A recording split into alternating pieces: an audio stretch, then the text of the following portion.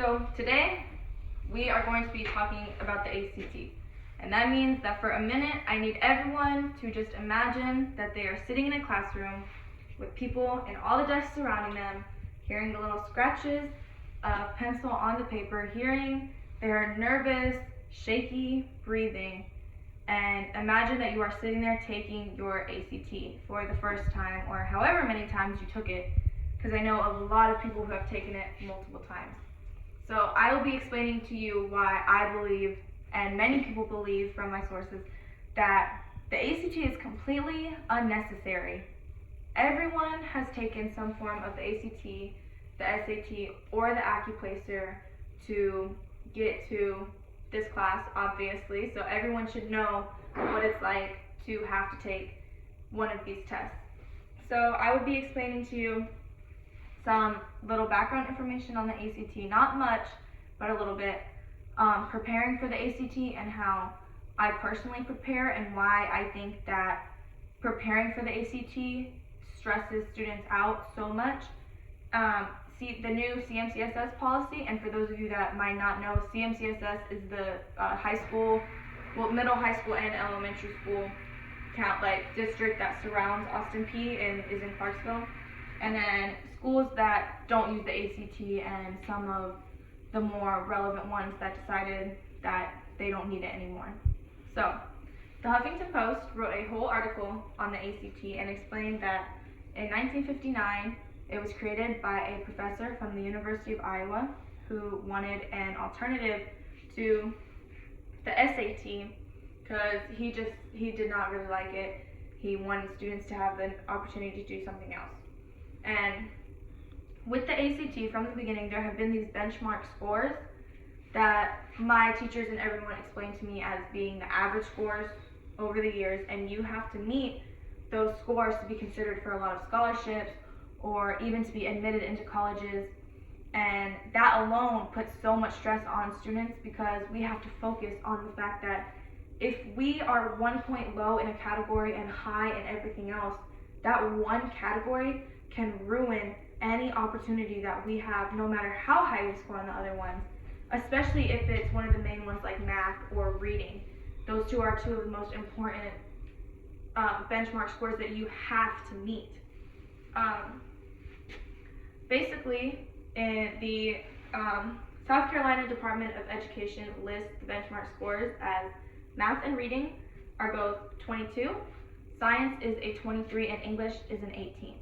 So when I go and take my ACT in a month or two, like all high school students in CMCSS will be, I will have to focus on meeting those scores. And if I don't meet those scores, I'm not going to get into the school that I possibly want to get into, even though I have worked so hard and taken such advanced classes.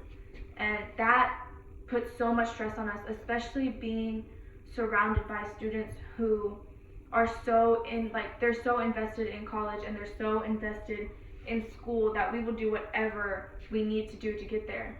And one of the big differences is my mom. She is 40, and she said that in high school she never had to take the ACT.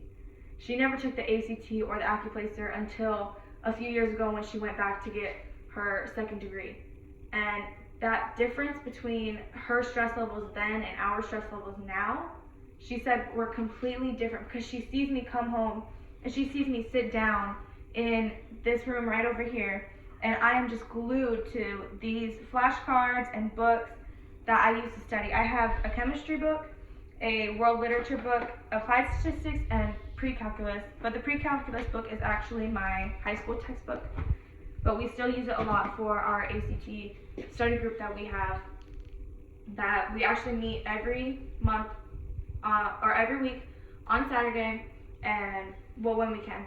And we all have an ACT book that we keep at my other friend's house, and we will answer the questions, and then we'll trade, and then we'll answer the questions again, and we'll trade, and we pair off into whatever groups need more help. So like my friend Zach over there who's on FaceTime, he is amazing at math, but I actually really struggle with math, and he struggles in reading, and I excel in reading. So we pair off, and me and him normally go together every week, and we try and help each other build our scores. And just taking practice tests and going through these books, we've noticed our scores have increased. And ACT.org actually has multiple, they have 4 different tabs alone on here that is for, I'm going to bring this up so you can see it. All of these tabs are different ways that you can study and prepare for your ACT. And as you click through them, there's different books and practice tests. And that just shows me personally that they know that students struggle to take their ACT and that they struggle to just meet their scores. And the fact that they recognize that shows me that we should not be using this test that much. CMCSS actually has implemented a policy that says that if you don't meet certain requirements through your classes throughout the years, you have to make a 21 on your ACT to graduate. I have already met my class requirements, but say for someone who does not, who may not be able to pay to take their ACT over and over again, if I do not score an ACT, or if I do not score a 21 on my ACT, sorry, and then I don't, because we get 2 tries, 2 free tests the district will pay for. If I don't make it that second time, who is going to pay for my 3rd, 4th, 5th time when I can't, and then I'm not going to be able to graduate and I'm going to miss all these opportunities? So why should we be forcing students to take this test and make a score when some students are just naturally bad test takers? I know that Tommy, who's on FaceTime also, he hates taking tests, and he has failed almost every single test he's taken this year just because he is not a good test taker. Then there are over 800 colleges in the U.S. alone that have stopped using their the ACT, and one of those is Middlebury College. It is in the top 10 liberal arts colleges in the nation. So these are not little schools that are just choosing not to use this test. These are big schools that a lot of people go to.